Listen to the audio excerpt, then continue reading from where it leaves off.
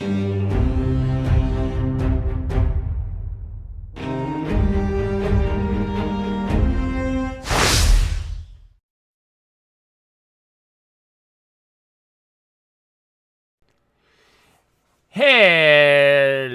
all you Wookiee warriors. How's it going? So, in today's video, I will be reviewing Sonic Frontiers. Let's get into it. So, first things first, I want to talk about the graphics. They're absolutely beautiful. It really brings to life the world and Sonic himself. I really appreciate also the camera angle they chose to go with it. Although sometimes the camera angle, I wouldn't say this is a bad thing, but sometimes the camera angle kind of jumps a little bit. It kind of locks me into somewhere I don't want to go.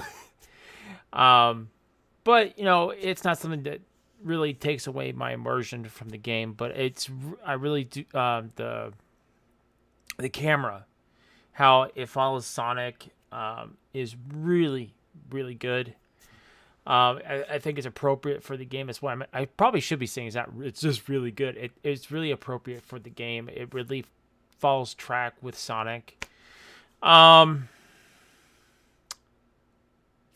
enemy variety is nice. Although the enemies do kind of get reused a lot, but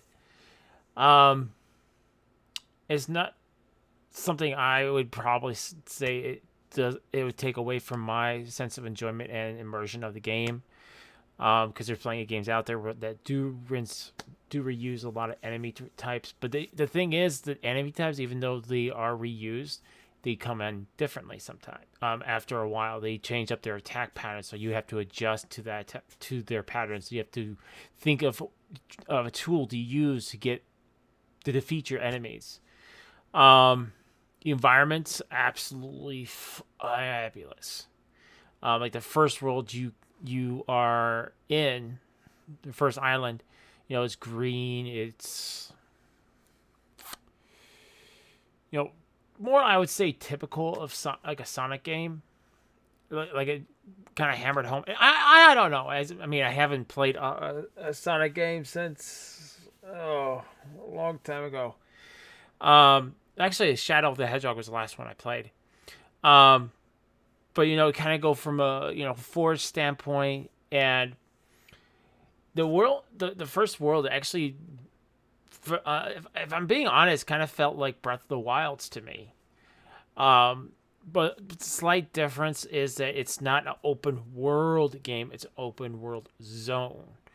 Because if you think about traditional open world, it's just massive, big area. Like, I'll bring into context, like I just talked about the Breath of the Wilds, The Witcher. Those are massive open worlds. But this is more like an open zone, if you want to be more, not open world, but open zone areas, which is fine. Combat is just fun. More appropriate for Sonic, him being able to, bounce back and forth, the swirl, just more typical Sonic moves. I would say also one of the unique things about the game was its bosses. Like you have the big bosses, and then you have the miniature bosses, which are completely optional. You don't have to fight them. You can just I'll just keep on going. Although you're gonna have to fight enemies and these bosses to get these little gears. If I don't, excuse me, by the way, if I don't say certain things, it's because I don't want to spoil the game. I'm trying to make this as spoiler free as possible. What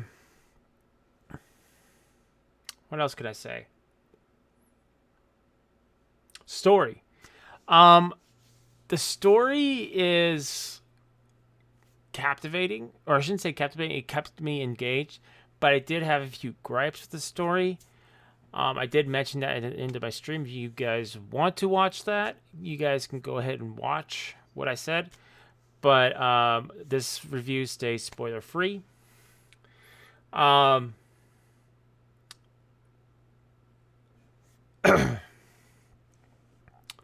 which I admittedly like to sum up the story is, Sonic gets thrown into this situation, and immediately he has to go and save his friends, which he goes on a big quest on these islands to do.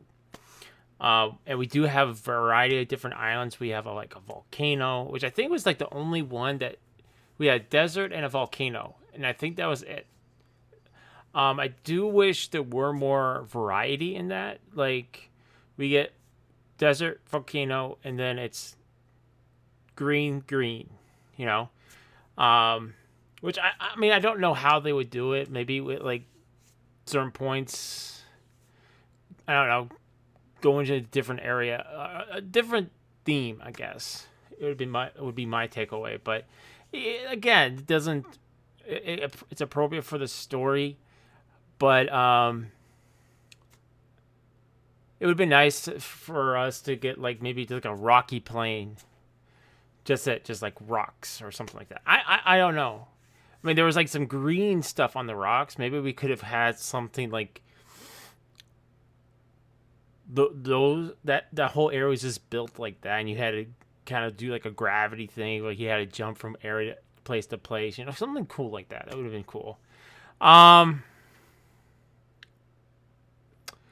the next thing I'll talk about is how also part of the quest is you have to go get the Chaos Emerald so you can go supersonic. Um, and you can defeat the big bad. But in order to get that, you have to go and do these pillars. And in order to get to these pillars, open these pillars up, you have to get those gears I talked about.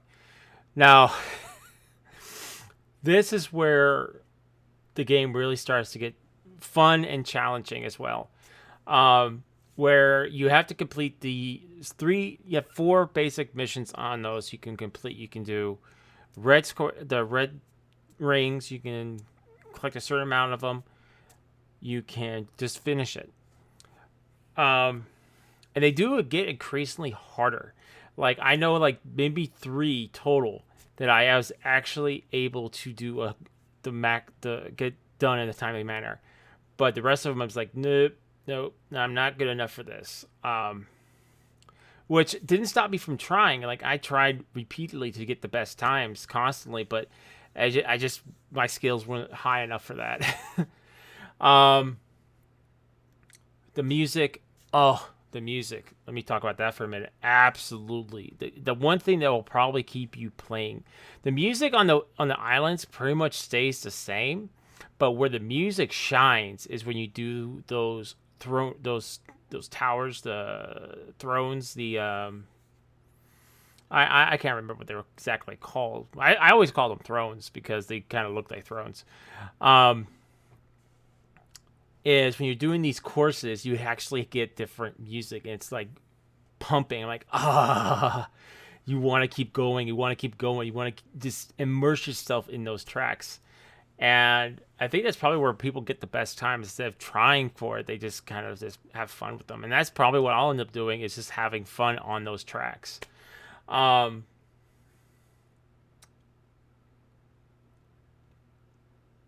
to think. What else could I say about the game? There were a few issues I did run into. For instance, like when I'm running around, like I'll use like what I'm supposed to use is the dash, but sometimes I'll overshoot something. I don't understand why. Sometimes it felt like Sonic should be able to run across the water, for instance, and he doesn't. He sinks, or he'll run under the water. Which, if he's building up enough speed, he should be able to run over the water. There was sometimes I felt like controlling Sonic was irritating at sometimes, or there was a move that I just didn't know. Like the coin dash, for instance, you have to press L3, and I ended up having to look that up. I'm like, oh, okay. So I ended up figuring it out. It was L3, which I even tried using it other times. I guess it only for the golden rings, not for the big orange rings. And that's something I felt um, odd, is because you had to be almost like precision perfect to get through some of these courses. Like the one I was towards the end of the game, I spent probably so much time on because it was such an irritation. Like I had to get all the way through the course from start to finish without dying. Um, and that was another thing. Is I mean, I know it probably made the game a challenge, but if you're like almost to the end, you get a checkpoint and you die and you lose all your coins. I mean, at that point you have to start all over. So I don't know. Maybe it was just the laziness in me, especially on that track. I probably would have preferred to have my rings there, but again, if that happened, it wouldn't be much of a challenge, and you wouldn't have that victory that I did at the end. So I don't want that. um, I don't know. Maybe like a practice mode would be good. Like a practice mode where you don't lose your coins, but you get used to the track. That would have been cool because they have something like that similar in like Cuphead. You have a practice mode. You can practice the level enough times, and then you can go do it for the real. So maybe something like that would have been nice, is like a practice mode before you do the track. Trying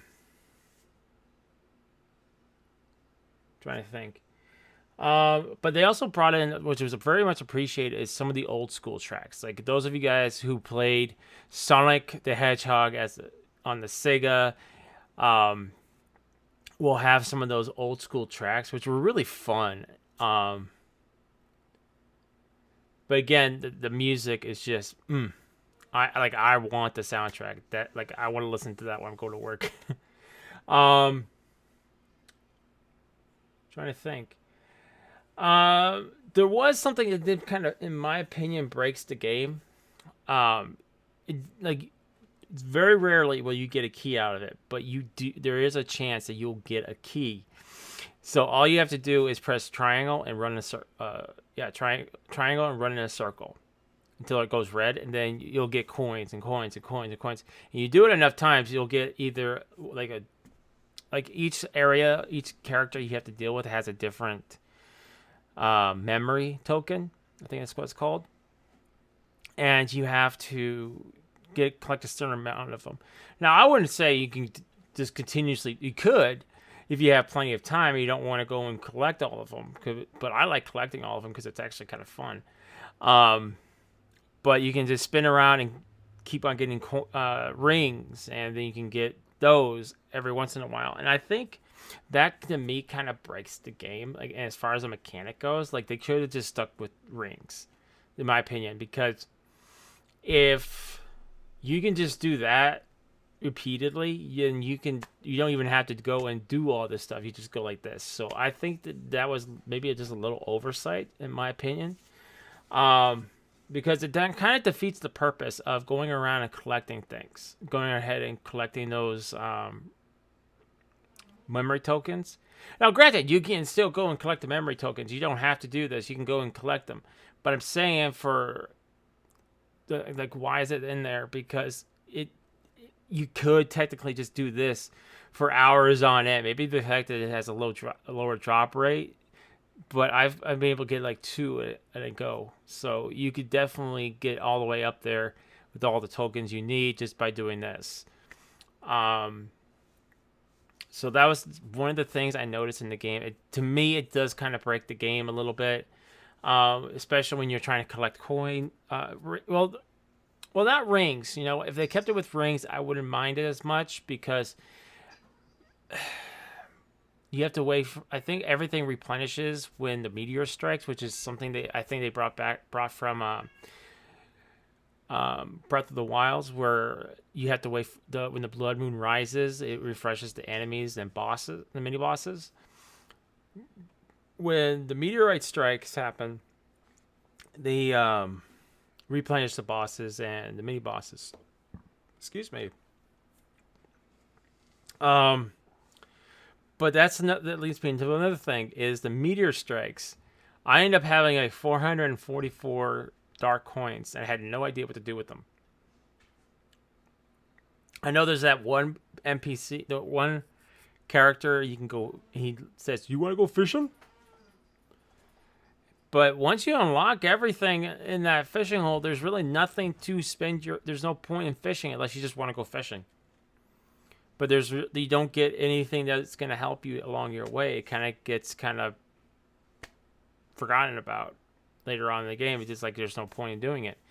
So I mean, I wish the watering hole actually had a little bit more. Like, I thought the first one was okay, but then it bleeds over to the second one towards the end of the game. And I'm like, what? Why? It would have been cool if you started from fresh and you get memory tokens. You can get keys out of it. But no, like once you complete it, it's done. It's over. Finito. So I felt the watering hole was probably not utilized as high as much as it could have been utilized. Although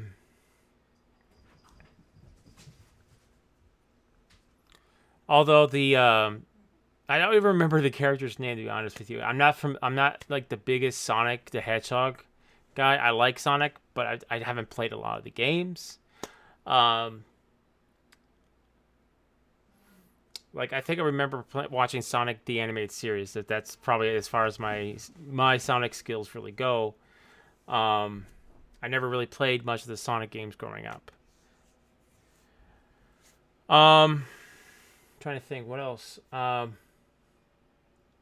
liked, the grind rails. That's another thing, is the grind rails to me kind of got irritating at times, because that was like what killed me a lot of the times. It's like when I'm trying to get on the grind rails. And that's where the controls seem to differ, is I try to get on the grind rail, but I had to choose which track, and I had to jump, and I either overshot it, or like when there's those spikes on them, you want to jump over them because there's no other option. You can't go left or right. You want to jump over them. But I oftentimes would jump completely off without even trying, without really putting my controller to that direction. Trying to think. I already talked about the story. I talked about. I guess gameplay wise, it's what you expect from a Sonic a Sonic video game. Like I said, I think the last Sonic video game I played was Shadow the Hedgehog, and it plays very similar to that. I feel like they took a lot of inspiration from that game when it came to this game. Although you don't get like machine guns or anything like that that you get from Shadow the Hedgehog, but I feel like the camera angles and some of the gameplay they took from Sonic Shadow the Hedgehog is where I'm drawing my experience.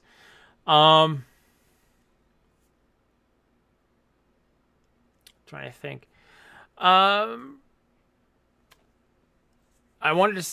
was something else I wanted to say, but that might be breaching into spoiler territory, and I'm not going to say that. So we talked about graphics. We talked about gameplay. We talked about combat. We talked about story. We talked about the music. I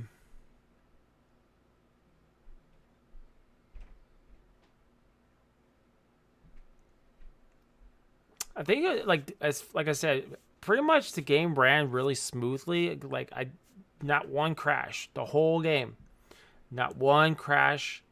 There wasn't really a lot of bugs. It was just more user error to me, than maybe controls. I don't know. But it did seem like sometimes the controls were a little too sensitive. Like, for instance, doing the skateboard, for instance. I hated doing that because, like, I'm trying to be, like, as gentle as I can to get all the coins, but I end up going too far, or I end up crashing, Although the skateboard thing was fun, it's just I hated the control for it. But maybe a little bit more practice, I'll probably be better with it. Um, what else?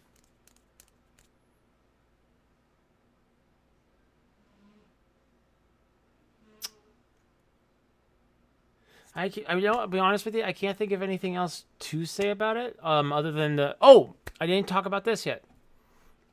Glad that just popped into my brain.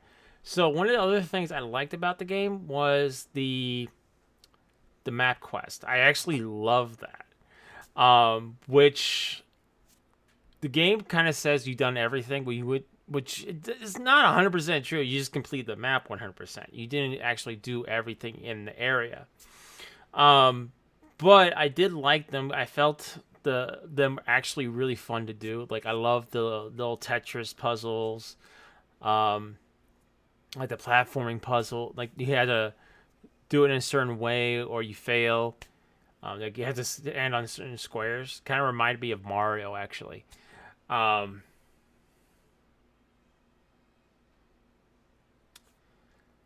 then you had the one where you had to stand, like dodge the laser. You had one where you had to run around, to build up the enough speed and momentum in the time. You had time trials. You had ones you had to complete only at night, which was kind of annoying sometimes because you had to wait a long. Yeah, it seemed like a long time. You had to wait for nighttime. Um, which were actually really easy. All you had to do was like circle around like a tree or a glowing tear. That's kind of what it looked like to me. Was like a realm tear or like a little stick, little glow stick. um, Although, like I said, this to me the sub bosses, they're always fun to fight. But to me, I stopped losing interest in them because I end up getting so many gears just by fighting the enemies anyway. So I stopped really focus on maybe if the mini bosses actually gave you a key, that would be something worth like. But then again, that would also make it broken because with the bosses and enemies getting revamped, I keep on saying revamped, replenished, then you would pretty much just have to wait for the meteor strike, and you can get them continuously. But then again, the meteor strike doesn't happen quite often. But no, I mean, I don't know. Maybe give us something, maybe more experience, because that was something else I didn't get a lot of. Like I was short, like 10 experience points, short of getting my last. Or maybe I did get it. I don't remember. Right now, I was waiting for this video for one of my videos to download before I can actually make this video.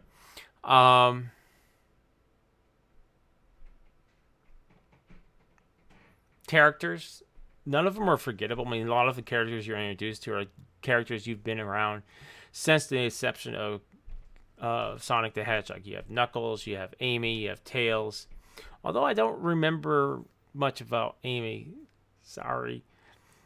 I'm surprised we didn't see any Shadow the Hedgehog in the game. And they were introduced to the Cyber Girl. I'm going to call her that. That way we don't give away spoilers. And again, I reiterate the mini bosses felt unique. Even the big bosses felt unique. But although like I was playing it on easy, it felt. I'll say this: it felt like our attacks were overpowered.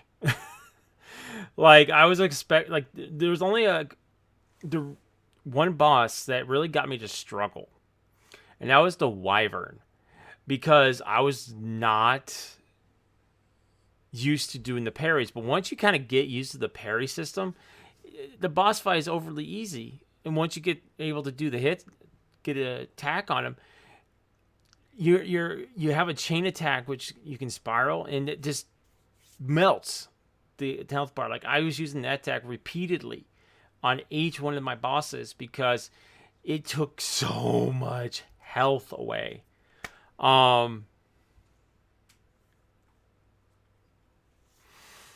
So I felt that we were maybe some of the attacks were just a little bit overpowered, in my opinion.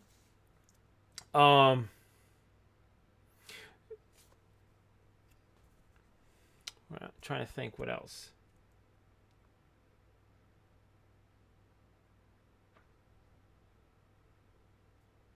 Overall, so again, we talked. I don't think I got anything else further to say. As far as game goes, what would I give this game? And well, considering everything, and that it was overall enjoyable for me, I would definitely pick it up and play it again. A lot of the games I have, I'll pick up and play again. I would definitely give this game a solid 10 out of 10. If you have a PS5, I would recommend highly that you go and pick this game up. You'll have a blast, time and time again. There's not a whole lot of titles that I'm excited for, and this one was kind of one that kind of slipped my radar. I went out and picked it up, and finally I got to play it, and I was like, oh, I really like this game. I generally wanted to keep playing it. I generally looked forward to the time I got to play it. And that's rare for me, because there's not a whole lot of games that do that. Like, just name a few off the top of my head, like Sekiro, Ghost of Tsushima, Demon Souls, Dark Souls, Elden Scrolls. Oh, not Elden Scrolls, Elden Ring, sorry, I don't know what Elden Scrolls give me.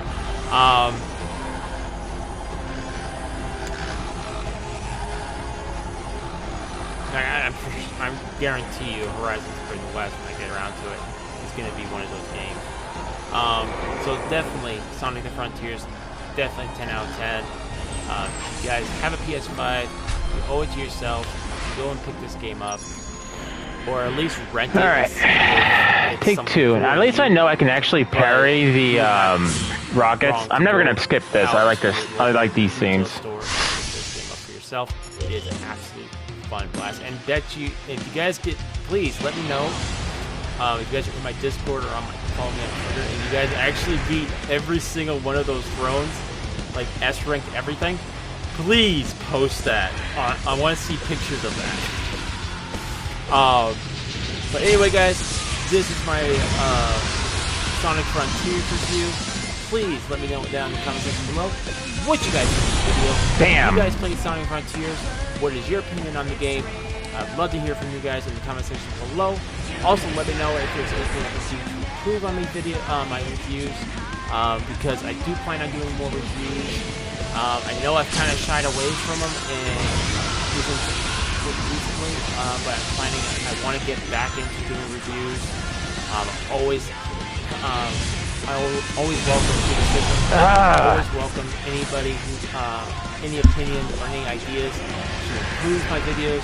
Please let me know. Again, why do I have to push two buttons to parry? Again, guys, thank you guys so much for watching. Hope you guys are all having a Wookiee'S-tastic day. And I'll see you all on our next adventure. Until next time, see ya.